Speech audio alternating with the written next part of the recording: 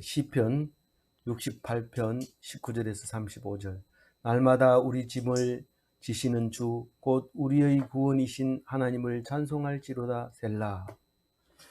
오늘은 68편 하반절을 읽고 있기 때문에 표제를 볼 수가 없습니다. 그러나 어제 묵상한 사람은 이 68편이 다윗의 시라는 것을 알 수 있습니다.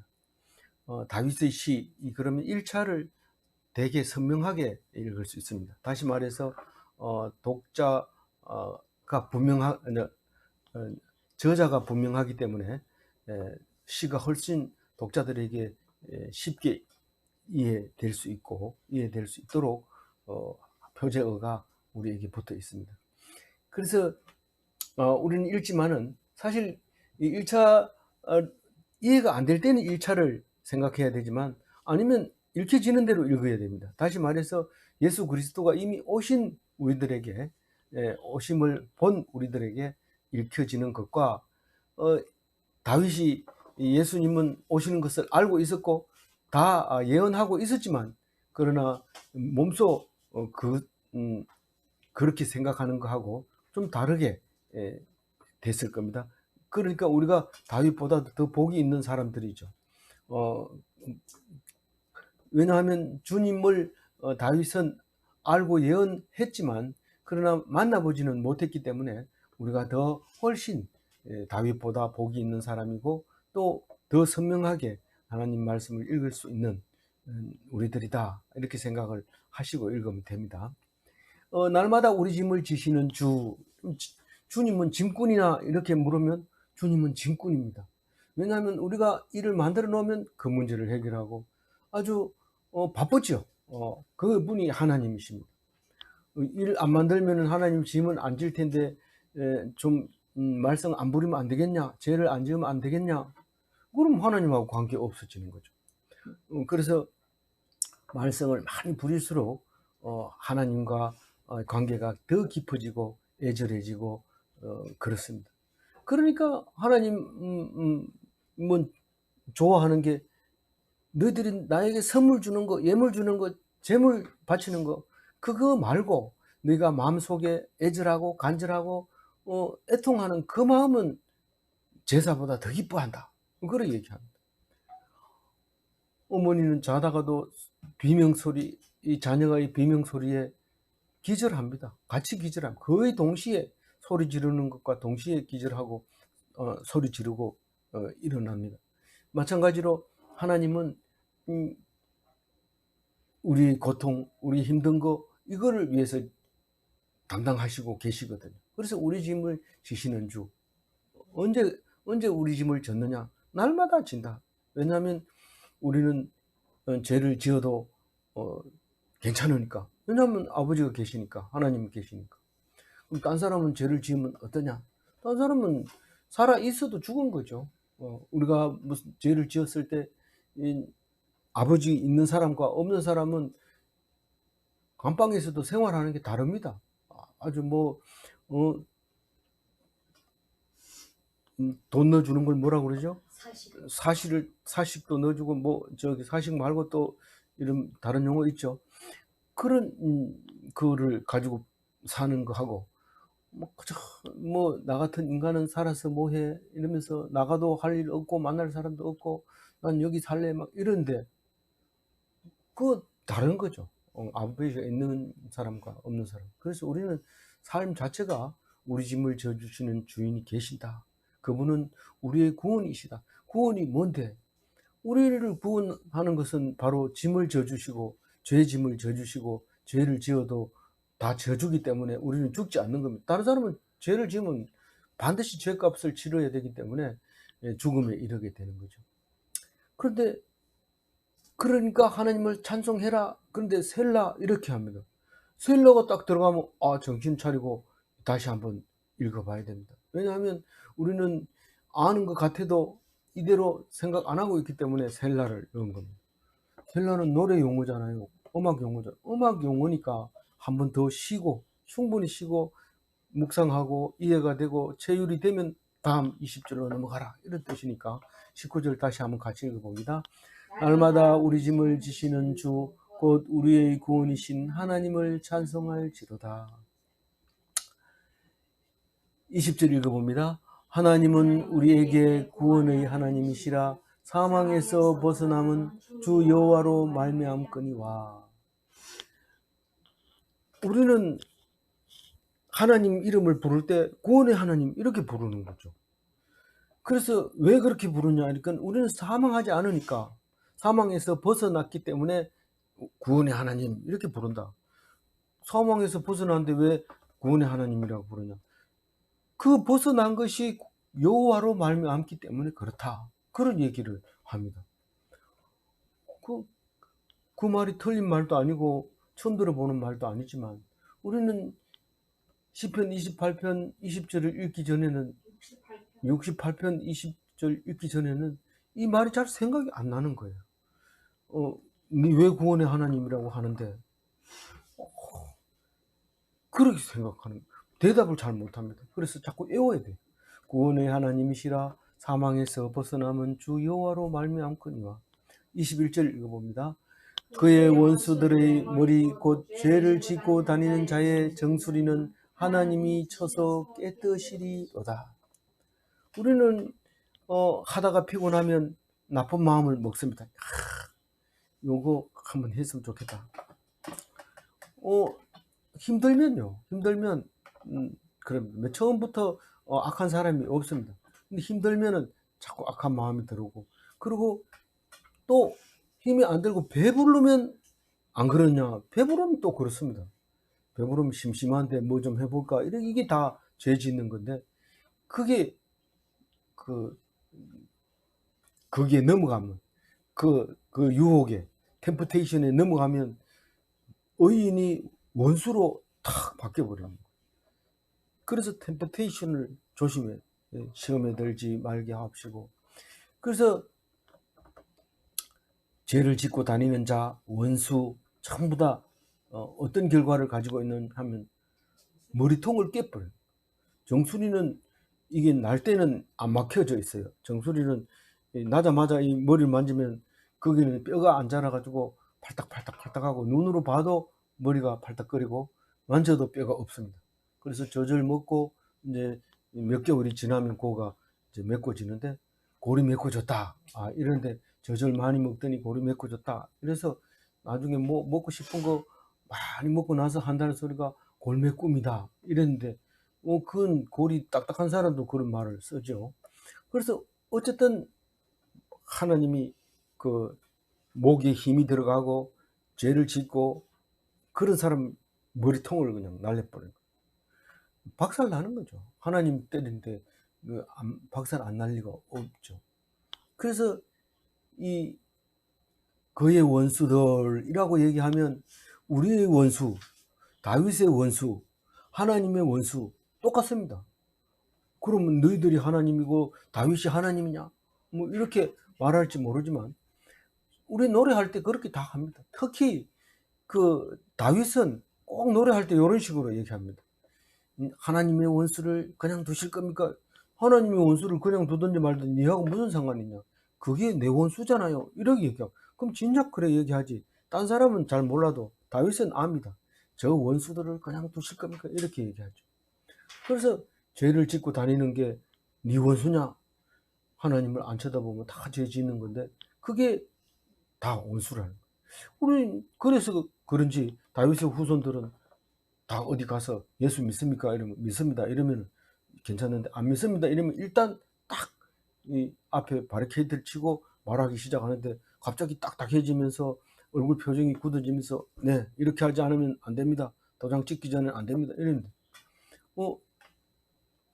예수 믿는다 이러면, 그럼 도장 나중에 가져서 꼭 찍으세요. 이러면서 딱 이렇게 해주거든요.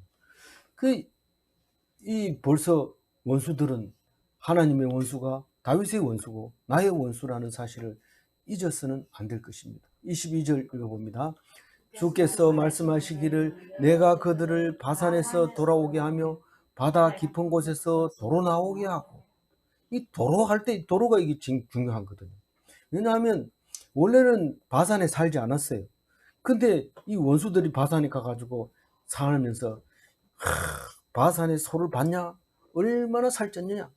이 바산이 얼마나 높은지 아나. 이 골란 고원을 말하고 있는 거죠. 헬몬산 밑에 그 헬몬산은 늘 비가 눈이 덮여 있어서 안 가지만은 이 바산에는 늘 산에서 눈 녹은 물이 내려와서 따뜻하게 잘 자라고 있습니다. 그래서 바산에 살면 목이 힘줍니다. 높에 너희들 이보다 더 나은 산이 있으면 얘기해봐. 헬몬산은 그게 추워서 못 가고 그거 빼고 이렇게 얘기하면서 목에 힘주죠. 근데 바산은 누구한테 늘 비교당하면서 욕먹어요? 시온산을 보면서 하나님의 높은 산, 그 산을 너희들이 시기하고 질투하느냐? 여기가 어딘 줄 아느냐? 하나님이 사는 산이야. 이러면서 막 얘기하잖아요. 그 얘기할 때 뭔 얘기했어요? 베스트셀러가 성경을 보고 나는 베스트셀러다. 네가 지금 성경 앞에서 베스트셀러냐? 이럴 때 베스트는 영원한 베스트셀러가 성경인데 바산이 감히 시기 질투하고 설린다 이 말을 얘기했죠. 어제 묵상했죠. 그래서 돌아오게 하고 이 말은 높은 곳에서 네가 그렇게 잘난 체 하지만 끌어내린다는 거예요. 실제로 바산에는 사람이 많이 살지 않습니다. 지금도 골란공원에는 그렇게 많이 살지 않는데 요즘은 그래도 모든 기술이 발달되니까 아무리 추워도 살 수 있으니까 많이 살지만 여기는 갈릴리 바다나 또 사해 부근에서 사람들이 많이 살아야 되지 그쪽은 짐승들은 잘 살기 좋아도 사람들은 불편했던 거죠. 그러나 높은 산이라고 폼 재고 있던 그 사람들을 끌어내리는 거예요. 우리는 일주일 대통령 할래, 과목수 살래 이러면 과목수 산다. 아니 과목수 일주일 살래, 대통령 할래 이러면은 과목수 일주일 갔다 온다고 얘기를 합니다. 미국 사람들이 오래전에. 왜냐하면 대통령 되자마자 골치 아프고 될 때도 엄청 골치 아프게 돼가지고 되고 나서 골치 아프고 되고 끝나고 나면 더 골치 아프고 이렇게 되는 거예요. 그러니까 그걸 싫어하는 거죠. 그래서 이 바산에 있는 사람은 그 대통령과 비슷한 겁니다. 그래서 내려오라. 내가 그들을 바산에서 내려오게. 누가? 하나님이 내려오게 한다. 임기가 끝나면 내려와야 되지 계속 거기 있을 수 없습니다. 바다 깊은 곳에서 도로 나오게 하고 바다 깊은 곳에 누가 가 있는데요. 사람들을 숨고 싶으면 바다 깊은 곳에 숨을지라도 바다 깊은 곳에 갈지라도 내가 그곳에 있으며 이런 시를 많이 씁니다. 그러니까 사람이 아무도 모르게 감쪽같이 숨을 수 있는 곳이 바다 깊은 곳이라고 생각을 합니다. 근데 어디 있는지 그 깊은 곳에 탁 끌어냅니다. 이 문어가 바위틈 사이로 깊은 바다에 살기 때문에 좀처럼 잡기 어렵습니다. 심해 어족 중에서 대표적인 게 문어더라고요. 이 어떤 문어는 물 밖으로 나와가지고 막 이렇게 돌아다니는 동영상도 많이 보는데 물 밖으로도 무트로 막 다니기도 하지만은 그게 심해에도 문어 종류가 제일 많이 살더라고요. 이게 그렇게 깊은 심해 2000m 이상 내려가면은 문어 모양도 조금씩 달라지긴 하지만 그 문어들 종류가 많이 사는데 그들을 숨지 말고 나와라 끌고 끌어냅니다. 자기는 비밀이 있어서 영원히 이렇게 평안하게 살 것 같지만 시간이 딱 지나면 다 들통 나거든요. 그래서 그거를 하나님이 끌어 나오게 합니다. 도망갈 데가 없어요. 하나님 피할 데가 없어요. 높아도 낮아도 하나님은 다 모읍니다. 그리고 23절 읽어봅니다. 내가 그들을 심히 치고 그들의 피에 내 발에 잠그게 하며 내 집에 개의 혀로 내 원수들에게서 재분깃을 얻게 하리라. 이 다윗이 네가 그 원수들을 심히 치고 골통을 깨버려라. 머리통을 깨라. 정수리를 내리쳐라. 이렇게 하는 거죠. 그렇게 내가 원수를 그렇게 하도록 하겠다. 그러면서 그들이 이 피를 흘리면 네 발이 그냥 질북질북하게 될 거다. 우리 300용사라든가 또 그 비슷한 영화들을 보면 그 영화 장면에 보면 이 피를 밟고 칠북칠북할 뿐만 아니라 그 시체를 쌓아가지고 언덕을 쌓아놓습니다. 시체를. 막 그런 표현을 볼 수 있는 인데 그걸 그냥 놔두지 말고 나 좀 주세요 이러면 그래 개 너 가서 가봐라 이러면 그 개가 가가지고 피를 핥죠. 그러면서 개 시커 먹었나 이러면 예, 제 봉깃은 다 먹었습니다. 개가 그렇게 하는 겁니다. 그날 당일날 배부르면 그 자기 봉깃이에요. 자기 봉깃을 그 원수들에게서 챙기는 그 얘기를 합니다. 이 개가 배부르다 이러면 그 집은 부자입니다. 이 보통은 개는 잘 안 줍니다. 밥을 사람이 먹는 밥을 안 주고 먹다 남은 거 그것도 다 배가 고플 때는 딱 긁어 먹고 개들이 먹을 게 없습니다. 뼈다구도 안 남습니까? 뼈다구도 사람들이 다 씹어 먹고 개는 먹을 게 없습니다. 그런데 어떤 맛있는 음식 나오면은요, 그때는 개가 배부릅니다. 그래서 밥이 좀 남았는데 멸치, 우리 그 시골 자랄 때는 그걸 밑이라고 그랬는데 멸치죽을 밑죽이라고 그랬는데 밑죽 쓰고 개밥했다 이런 말이 있어요. 그건 사람은 멸치죽을 먹고 걔는 원래 양을 많이 주려고 죽을 써서 줘야 되는데 오히려 밥을 주겠대요. 그래서 걔가 오늘은 웬일이지 이러면 주인이 더 좋은 거 먹는다 이렇게 알고 있어야 되죠. 24절 읽어봅니다. 하나님이여 그들이 주께서 행차하심을 보았으니 곧 나의 하나님 나의 왕이 성소로 행차하시는 것이라. 이 원수들을 다 때려잡고 나면 심심해서 어떻게 살아요? 니 뭔 재미로 사냐 이제 원수가. 그래서 사실 공부도 잘 못했지만 대학원 박사과정 할 때 맨날 저녁 늦게까지 공부하다가 이거 논문 다 쓰고 학위 받으면 뭐 하지? 그런 엉뚱한 생각을 하게 됐는데 원수들이 곳곳마다 있는 거 다 가지고 머리통 다 깨버리고 그러고 나면 되게 재미없을 것 같아요. 근데 하나님이 행차하는 것을 보여줍니다. 이제 그래서 너희들이 원수 다 이기면 좋을 것 같은데 좋은 게 아니야. 좀 얻어맞고 그냥 찔찔 울고 나 찾아와. 그럼 내가 알아서 해줄게. 이러면서 하나님이 얘기하는 소리를 들으면 그냥 놔둡니다. 원수 전부 성경에 이 10편 68편 23절에 머리통 다 깬다 했는데 왜 안 줍니까? 이러면 내가 너를 위해서 그런 거야. 이러고 또 한번 놔둡니다. 근데 실제로 아들이 걱정거리가 있고 문제가 있으면 어느 정도 긴장을 해가지고 이렇습니다.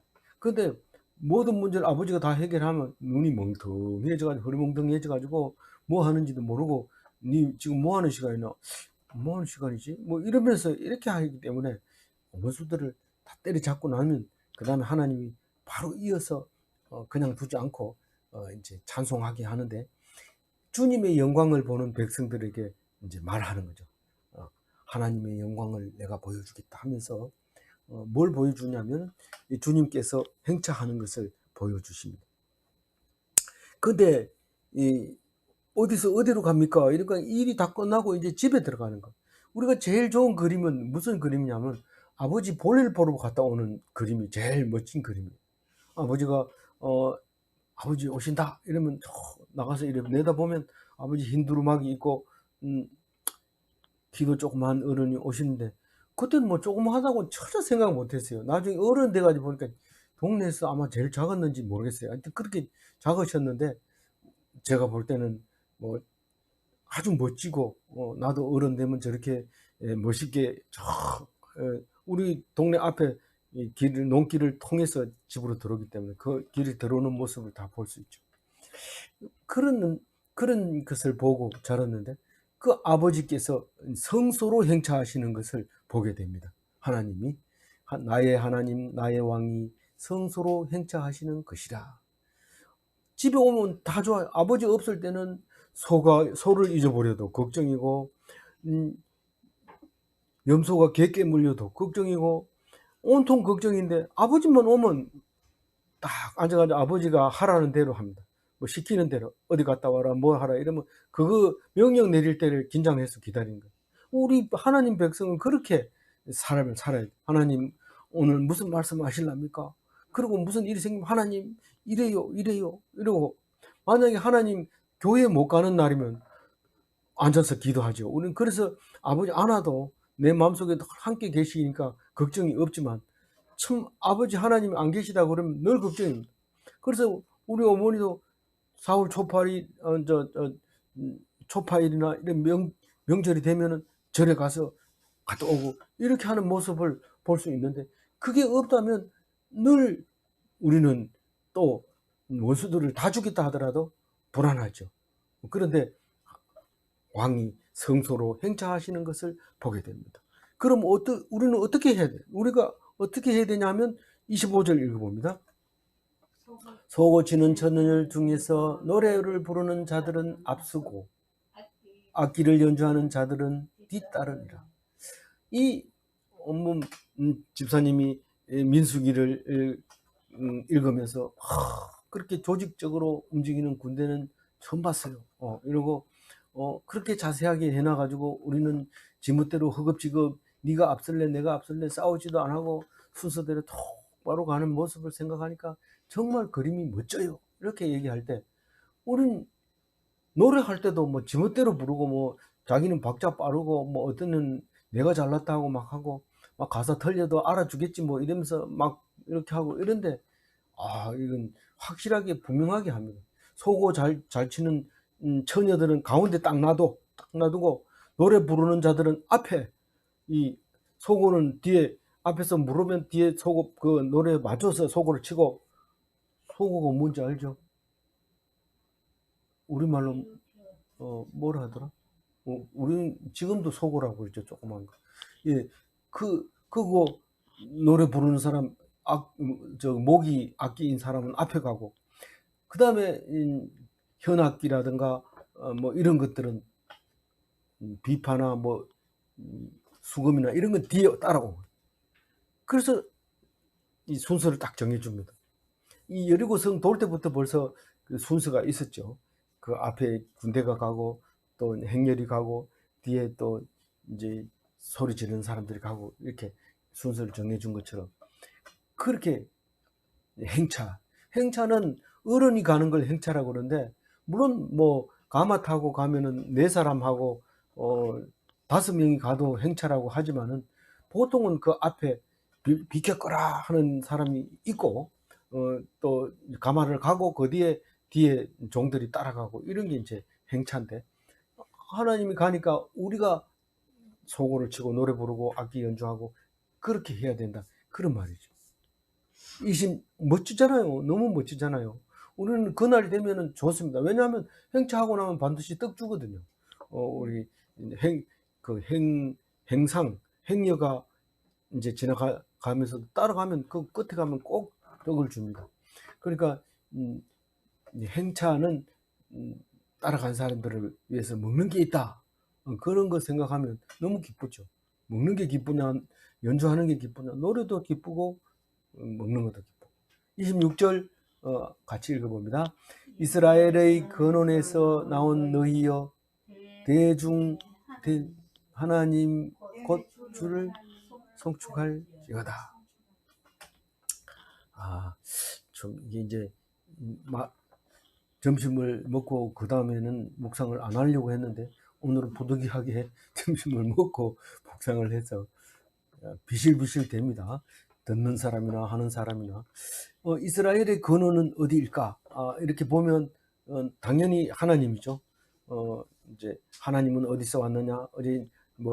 시내 산에서부터 왔다. 그렇지만 하나님 지금 어디 계시냐? 시온산에 계신다. 시온의 높은 산에 계신다. 거룩한 산에 계신다. 이렇게 말할 때 그 이스라엘의 근원이 되는 거죠. 거기에 소속된 너희들이라는 거죠. 그래서 대회 중에 하나님 곧 주를 송축할지어다. 소고 치는 사람, 노래 부르는 사람, 연주하는 사람 전부 다가 그 하나님을 노래하는 그를 말하고 있는 거죠. 그러니까 그 하나님이 그 대회 중에 있다는 거예요. 대회 중에 있다는 거예요. 그게 이제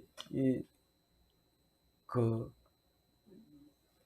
동행하시는 하나님으로 이제 우리에게 말이 바뀌는 거지. 뜻은 원래 처음부터 있었어요. 말은 구약 성경하고 쭉 오면서 말이 점점 세련돼지고 단어들이 많아지고 더 확실한 단어를 사용하고 있는 것을 볼 수 있습니다.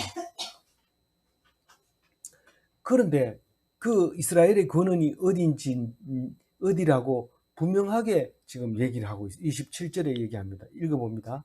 거기에는 그들을 주관하는 작은 베냐민과 유다의 고관과 그들의 무리와 스불론의 고관과 납달리의 고관이 있도다. 이 지명이 4개가 나옵니다. 베냐민과 유다와 스불론과 납달리, 여기에서 이스라엘의 근원이 나왔다, 이렇게 얘기합니다. 이게 다윗의 시 아닙니까? 다윗의 시는 솔로몬 시대를 거쳐서 북이스라엘, 남유다 다 거쳐서 어떻게 됐습니까? 남유다, 북이스라엘, 남유다 거치기 전에 솔로몬, 제가 죄송합니다. 다윗의 아들 솔로몬이잖아요. 다윗의 아들 솔로몬이었는데 사울 왕 다음에 다윗이잖아요. 그러니까 땅 분배를 사사기에서 다 하고 사사에서 다 하고 그리고 통일 왕국을 마치고 그리고 그 다윗이 노래를 하고 있는 장면이잖아요. 그러면 베냐민과 유다는 사실은 다른 지파잖아요. 다른 지파입니다. 그런데 앞으로 이제 다윗 후손으로 베냐민 에서 왕이 나게 되는 거죠. 다윗, 솔로몬, 베냐민 지파, 사울 왕 이렇게 되는 거죠. 그 다음에 누구예요? 사울 왕 다음에 다윗이잖아요. 그러면서 지금 다윗의 시잖아요. 다윗의 시인데, 그러니까 베냐민 지파가 다윗보다가 앞선 왕을, 사울 왕을 내잖아요. 그래서 베냐민, 유다, 이제 다윗, 그리고 분열이 돼버렸으니까, 다윗 다음에 분열이 돼버렸으니까 에브라임이라든가 뭐 시몬이라든가 이런 이야기는 빼고 스불론과 납달리 이렇게 얘기합니다. 스불론과 납달리는 이스라엘 중에서 가장 북쪽에 있는 끝단에 있는 지파 이름입니다. 그런데 문제는 여기서 근원이라는 말을 쓰면서 네 지파가 이렇게 나올 때 굉장히 오래 묵상해야 돼요. 여기 27절은요. 그 주관이란 주관, 고관, 그 다음에 다스림, 주관하는 고관과 이렇게 나오죠. 그렇게 하는 것은 통치를 말하고 있는 거죠. 통치하는 나라 이스라엘이 그렇게 네 군데가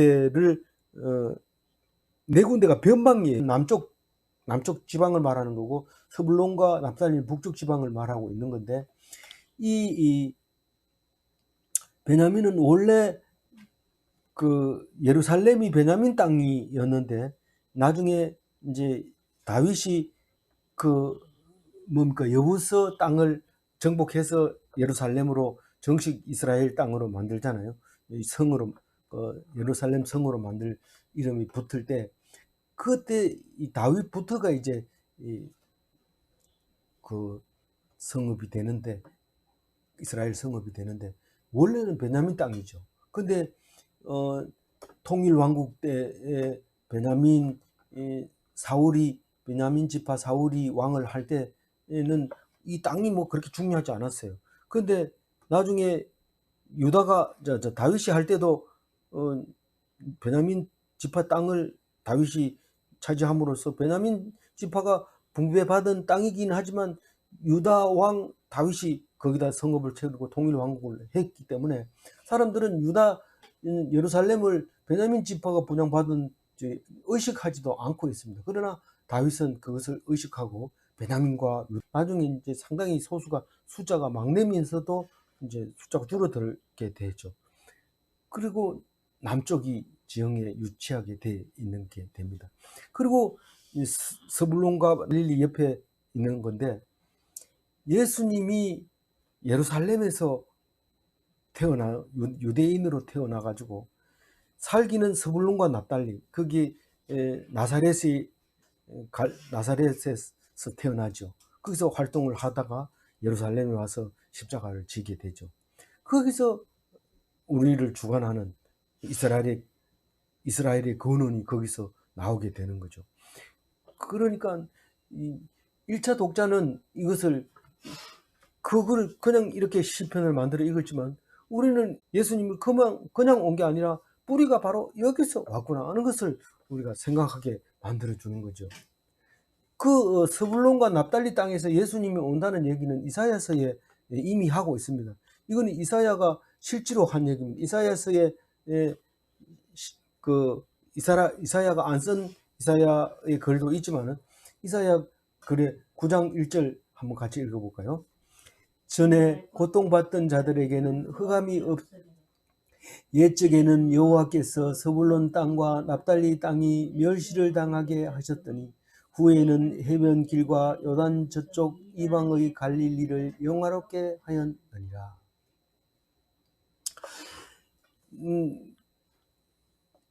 그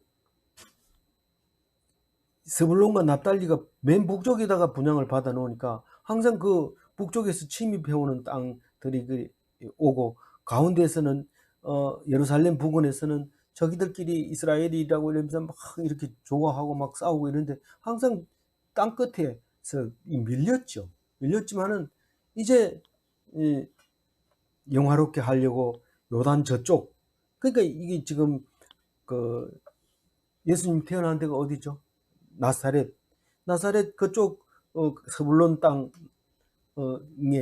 있는 그를 영화롭게 해줬다. 이제 그 얘기를 이사야가 이미 하고, 나중에 이제 예수님이 그곳에서 이제 오시게 되는 모습을 볼 수 있습니다. 참 놀라운 말씀이죠. 28절 읽어봅니다. 내 하나님이 너의 힘을 명령하셨도다. 하나님이여 우리를 위하여 행하신 것을 경고하게 하소서. 근데 하나님은 한 번도 이스라엘 백성에게 무기를 대준다든가 무슨 마병을 대준다든가 이런 거 없이 무조건 강력하다, 너들이 힘이 있다, 뭐 이렇게 하면서 힘을 내라, 뭐 이렇게 하는데 정말 이해가 안 되죠. 안 되는데, 우리를 위하여 행하신 것이 뭡니까?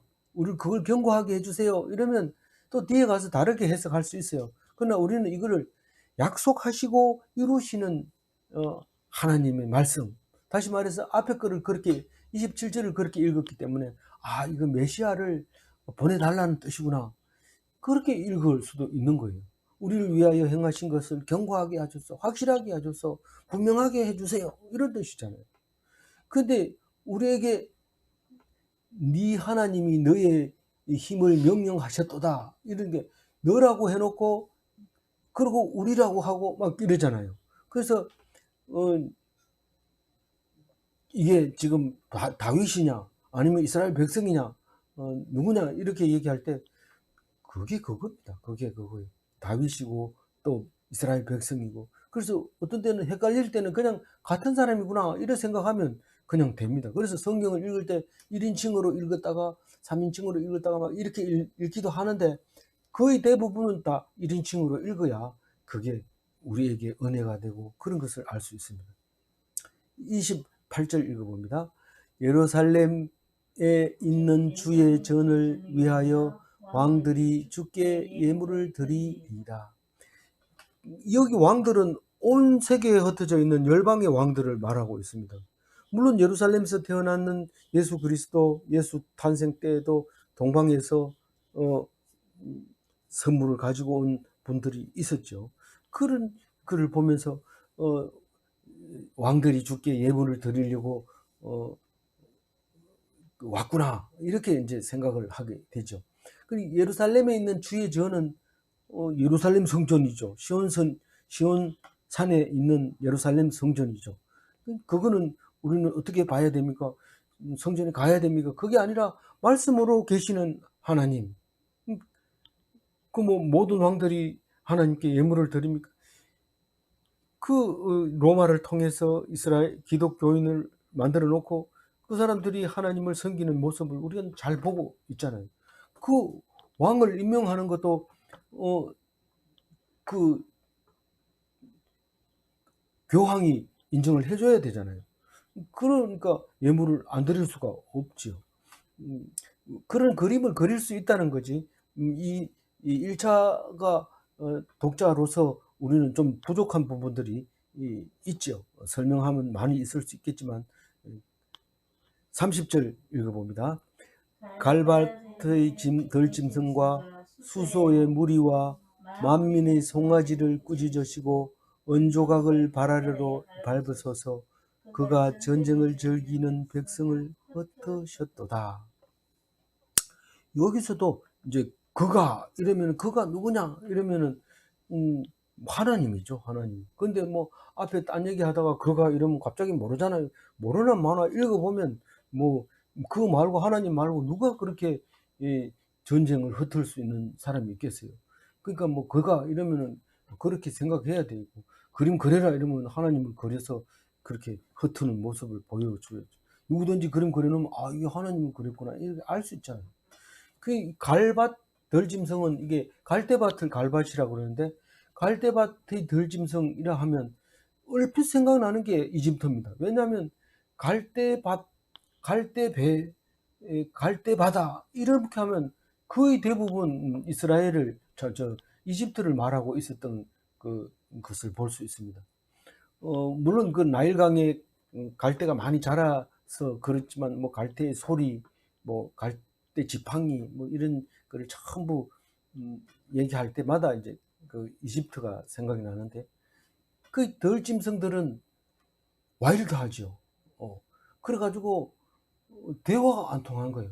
뭐 물으면 무슨 소리야 이러면서 막 팍 치고 막 비켜 비켜 이러는 거죠. 그 덜짐승 수소는 또 어떻습니까? 수소는 여러분들이 안 키워봐서 잘 모르지만, 수소가 한번 그 암소가 발전기를 낼 때는 수소는 엄청 사나워집니다. 그래서 뭐 통제를 못해요. 그래서 소를 먹일 수 있는 그 배짱이 있는 사람이 먹여요. 한 동네 수소 한 마리 키우죠.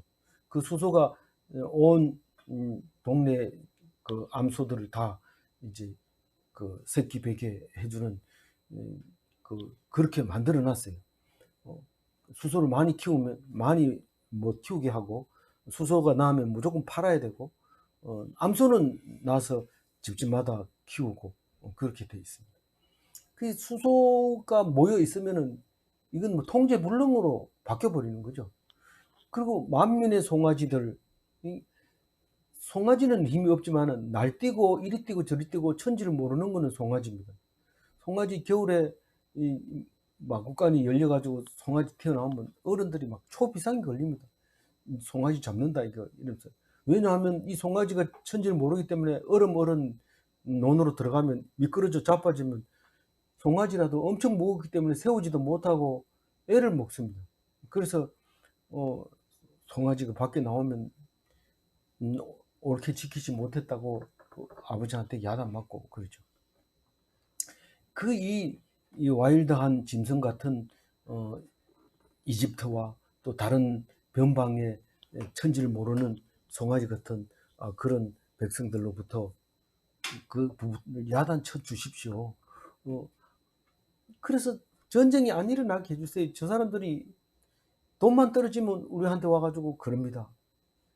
근데 그 사람들이 돈이 없어 그런 게 아니고 돈을 굉장히 많이 모아 놓고 그렇게 하거든요. 그러니까 은조각을 발 아래 밟으소서. 이 은조각을 발에다 막 묻어 보면 이게 흙이 묻어 놓으면 돈인지 아닌지 모르거든요. 뭐 밟아버렸어요. 돈을 돌같이 생각하게 하소서. 뭐 이렇게 이제 말하는 거죠. 그가 전쟁을 즐기는 백성을 흩으셨도다. 하나님은 하십니다. 사람은 할 수 없지만 하나님은 한다. 그런 얘기를 하고 있습니다. 근데 다른 추석에 보면 이거를 갈밭에 들짐승들 뭐 이런 것들을 갖다가 전부 다 그리스도를 반대하는 유대인 그리고 이방인을 말하는 것이다. 뭐 말하는 맞죠. 우리는 예수 믿은 우리들이 읽을 때는 그렇죠. 이 다윗이 이 시를 써놓고 유대인들이 읽을 때는 그게 뭔 소린데 이렇게 하지만은 우리는 그렇게 읽을 수 있습니다. 근데 1차 독자와 2차 독자인 우리들은 좀 다르게 읽어질 수밖에 없는 거죠. 31절 읽어봅니다. 고관들은 애굽에서 나오고 구스인은 하나님을 향하여 그 손을 신속히 들리로다. 이 신속하게 회복을 해주신다. 노래를 그렇게 하는 거지 꼭 그렇게 신속하게 오는 거 아닙니다. 어떤 데는 죽고 난 뒤에 올 수도 있고 죽기 전에 올 수도 있죠. 그런데 애굽에서 나오고, 이 말은 고관들이 애굽에서 나온다는 얘기는 애굽에서 사절단이 오는 거예요. 이스라엘 백성, 우리 너희들 신을 믿을 수 없겠냐? 너희들 신에게 우리가 제물을 좀 바치려고 하는데, 사실은 그 왕에게 오죠. 솔로몬, 자기 아들 살로몬 왕에게 찾아옵니다. 그러면은 왕에게 선물을 주는 것 같지만은 그 사람들은 하나님에게 선물을 준다 이렇게 생각을 하고 있는 거죠. 어쨌든 이스라엘로, 예루살렘으로 찾아오게 만드는 거죠. 애굽에서 고관들이 나오고 구스인은 하나님을 향하여 그 손을 신속히 들리라. 이 구스는 이집트보다 훨씬 멀리 있는 나라인데, 거기에서 스바 여왕이 코끼리로 엄청난 선물을 싣고 행렬을 지어서 오는 것을 볼 수 있습니다. 그 전쟁에서 이겼으니까요. 다 흩어버렸으니까요. 그런데 실제로 전쟁에서 이겼냐? 자기들끼리 싸워가지고 다 퍼져 죽어버리고, 이스라엘 백성은 가만히 있어도 그냥 자기들 너네 하나님이 싸움을 안 일으키고 참 좋다, 우리가 그 하나님을 믿어보자 이러고 오는 사람들이 많다는 거예요. 지금 우리가 무슬림 땅 이집트라서 그렇지, 실제로 흔적들을 가보면 그거는 예수 무슨 교파입니까? 이집트의 예수 믿는 그 흔적들이 굉장히 많고, 또 특히 이 구스 지방, 그쪽 상 이집트 쪽으로 가면 아예 그 로마 기독교 전에 기독교가 걸로 가가지고 성경도 우리하고 다른 그런 기독교들이 많이 생겨져 있죠. 그렇게 하나님 앞에 나와서 예물을 드리도록 싸움을 다, 원수를 다 정복하고 그렇게 했다, 그 얘기를 하면서 32절 읽어봅니다. 땅의 왕국들아 하나님께 노래하고 주께 찬송할지어다 셀라.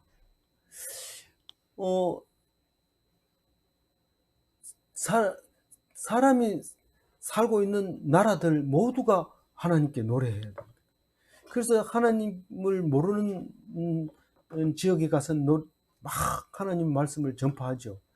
그 무슬림을 믿는 무슬림 국가에 가가지고도 구석구석에 가가지고 우리 무슬림 배우러 왔다 이래놓고는 모아가지고 하나님 말씀 가르치고 이런데 걸리면 추방당하지만, 그렇게 왕국들이 노래해라, 그리고 주께 찬송할지어다 이렇게 얘기를 합니다. 근데 이게 사실은 중요한 얘기니까 셀라를 붙인 거죠.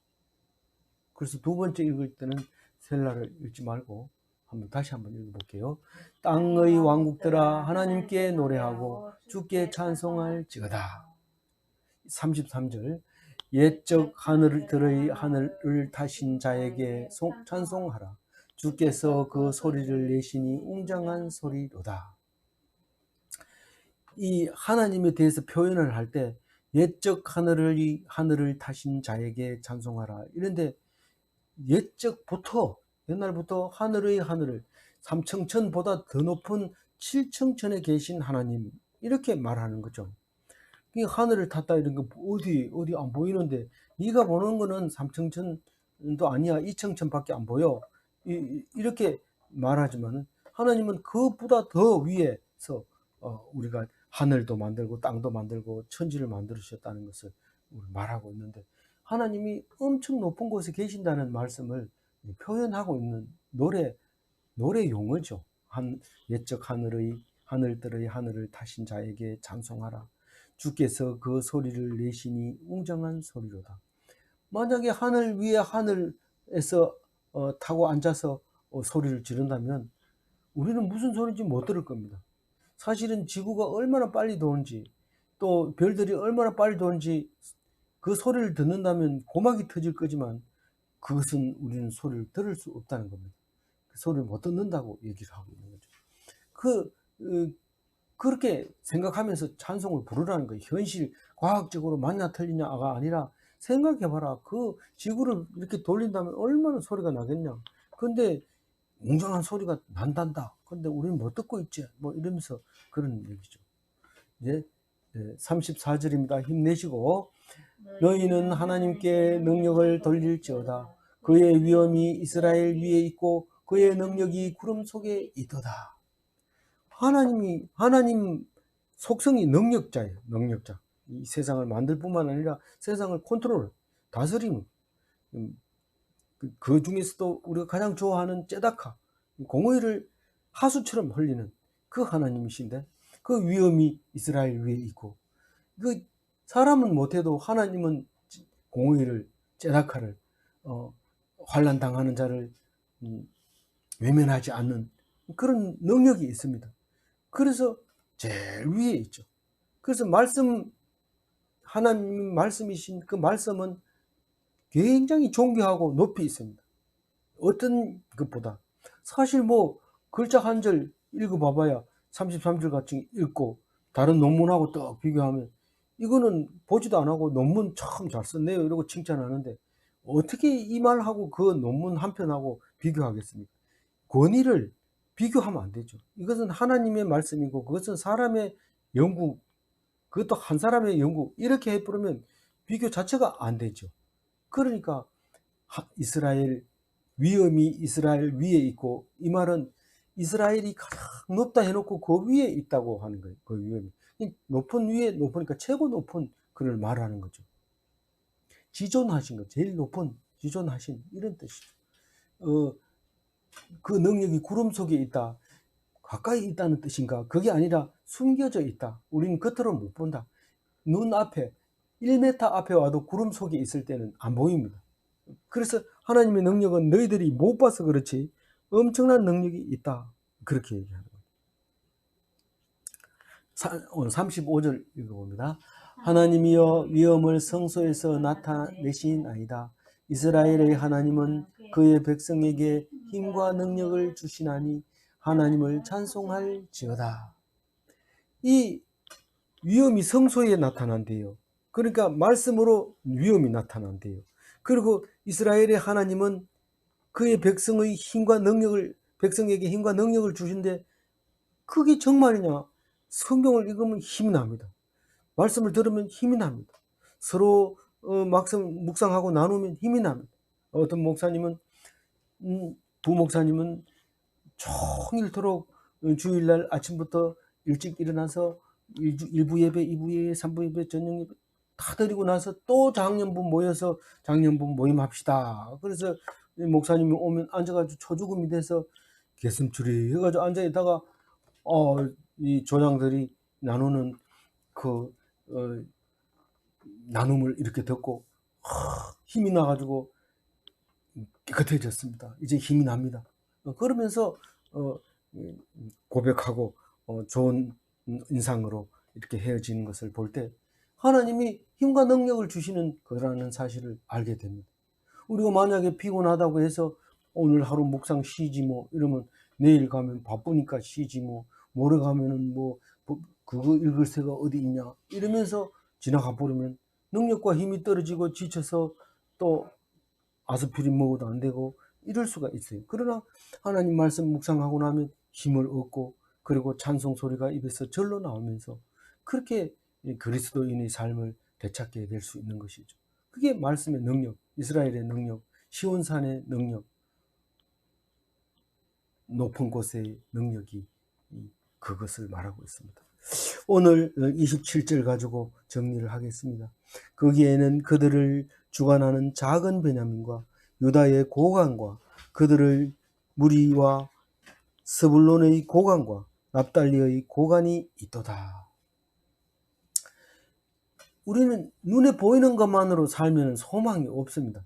그런데 예수의 근원을 알면 밝은 천국이 보입니다. 예수의 근원은 우리는 잊어버리고 있을 수 있지만은 성경 말씀이 일일이 가르쳐 주고 있습니다. 매번 태어난 곳은 이스라엘 베냐민 땅에서, 자격은 유대인으로서 태어나서 사역한 것은 서불론과 납달리 땅에서 했다. 그것을 알면 예수가 누군데 거기서 났지만은 우리를 위하여 난 거야. 이러면서 우리가 말하고 있는데, 하필이면 왜 당군 할아버지가 아니고 왜 이스라엘 중동 지방의 그 예수냐? 이러면은 당군 할아버지는 거기에 죽게도 못 껴. 하나님이 당군 할아버지 만들었어. 이렇게 할 때 그 근원을 왜 거기서 찾아야 되냐? 우리가 인류가 태어나서 하나님을 생각할 수 있었던 유일한 곳이 거기. 이쪽 문화와 이쪽 문화가 마주치면서 견딜 수 없을 때 하나님이 하셨다는 것을 알게 했었을 때, 그 하나님이 우리의 하나님이라는 사실을 알면 우리에게 어떤 어려움이도, 우리에게 어떤 경우의 사건이라도 하나님 앞에서 해결 안 되는 게 없고 태산 같은 문제가 평지같이 된다는 사실을 알고, 오늘 또 힘을 내시고 능력으로 능력 있는 삶을 살아가는 오늘 하루 되시기 바랍니다. 기도하겠습니다. 하나님 감사합니다. 오늘 시편 68편을 주시면서 우리에게 힘내시라고 하시고, 너의 근거가 여기 있다고 하시고, 너가 애쓰고 피곤하고 힘든 것이 무엇을 위해서 그러냐 이렇게 물으실 때 하나님 영광 돌립니다. 찬양 드립니다. 하나님 앞에 서지 못하고 딴 데를 바라본 죄인을 용서하여 주시고 일으켜 세워주셔서 하나님 앞에 의인으로 살게 하시고 예수님 닮은 사람으로 살게 하여 주옵소서. 감사하옵고 우리 주 예수 그리스도 이름으로